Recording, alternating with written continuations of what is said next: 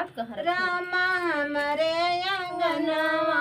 तुलसी लहरिया ले हो रामा हमरे अंगनवा कौने महीना तो तुलसी तोहरा जन्म भय कौने महीना तुलसी तोहरा जन्म भय कौने महीना तुलसी तोहरा रामा हमरे अंगनवा कौने महीना दुई बाटो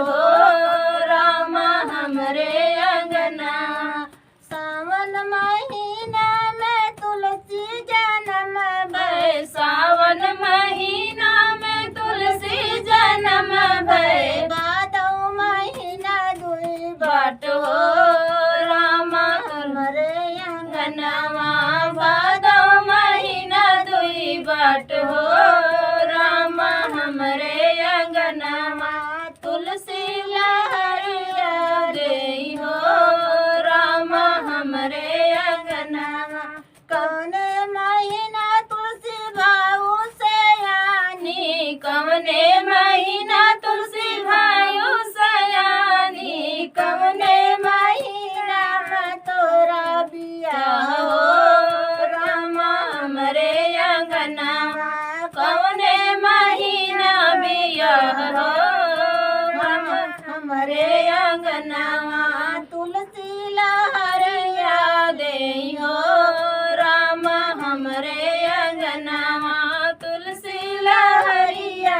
देई हो रामा हमरे अंगनवा तुलसी महीना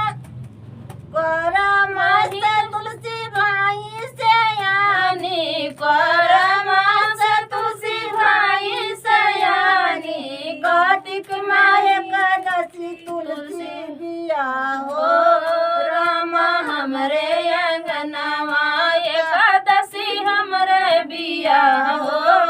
रामा हमरे अंगनवा तुलसी लहरिया ले हो रामा हमरे अंगनवा कौने महीना तुलसी गाऊ बुढ़ाई कौने महीना तुलसी गाऊ बुढ़ाई कौने महीना लकड़ाई हो रामा हमरे अंगनवा कौने महीना लकड़ाई हो